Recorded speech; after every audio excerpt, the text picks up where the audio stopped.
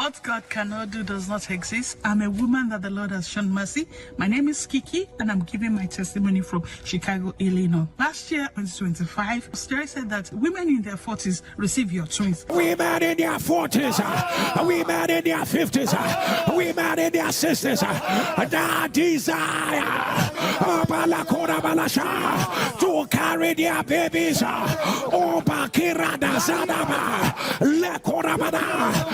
The sound of your amen, I announce, take your twins. And whenever he says this, my amen is always the loudest. And then, of course, when I received the good news that I was pregnant, and then, of course, I was pregnant with twins, my joy knew no bound. And then, of course, this particular pregnancy, because I've been persistent on the altar of fire, the Lord told me that forget everything that has happened in the past. This particular pregnancy, you will carry this baby to term. I was very careful because I've had history of miscarriages, ectopic pregnancy, and of course, I've done several failed IVF. I've done 5 IVFs. So I was really very I was persistent on the altar, and I know that God will do it. When I was pregnant, the devil came with several missiles, but the Lord made sure that he left empty-handed. When I was 7 and 13 weeks respectively pregnant, I had severe bleeding. I placed my mantle on my tummy, and then I listened to whole God show me mercy. And I just slept. By the time I woke up, the bleeding was stopped. When I was 20 weeks pregnant, I could not sleep. If I sleep for 2 hours, it is a luxury. But God showed me mercy. When I was 23 weeks pregnant, I have severe hemorrhage. I was practically stooling lumps of blood. I even thought it was the end. But I remember the promise that God told me that these babies, I will carry them to term. God showed me mercy. When I was 32 weeks pregnant, I woke up and I was uneasy.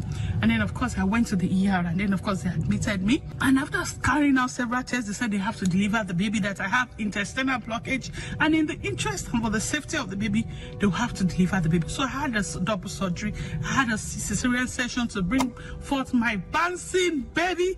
2 boys, twins. And then, of course, they cleared the blockage in my intestine. And this is when the story started. They took my baby to NICU, and then, of course, they took me to ICU. And after surgery, it is expected that she will get better. But in my own case, this time, I wasn't getting better after several days. But while I was unconscious, there was something I keep hearing. Pastor Jerry will say, oh yeah, place your hand on the ground. Who hearts, hear my voice.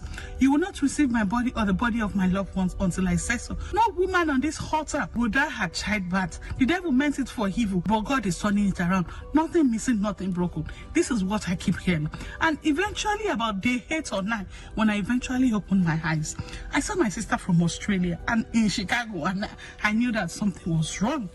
And my other sister, she's also an NSPD, she was on the altar.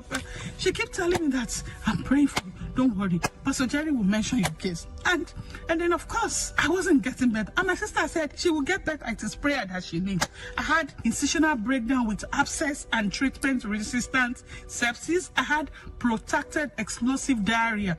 I've never seen that type of diarrhea before in my life. My kidney was failing. I was severely anemic.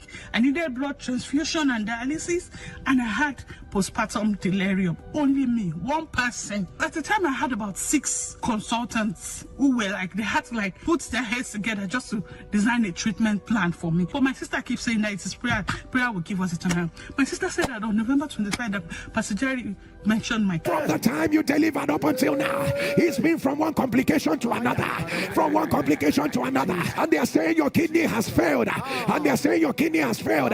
If you're the one, put it on the live stream. By the power that raised Jesus from the dead, I announce, let it be reversed. Every medication they were giving me, none of it was working. But the good thing was, as I was busy fighting my life, my children, they were thriving in NICU. They were meeting their milestones, they were adding weight, and they keep telling me great and marvelous things about them. They were perfect. The plan of the devil was to take my life, but God turned it around. The God of this altar turned it around. Mercy said no. Eroi said no.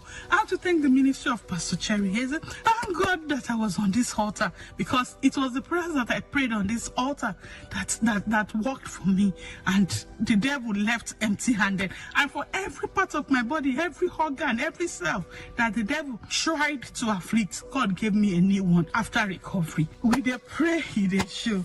Thank you so much.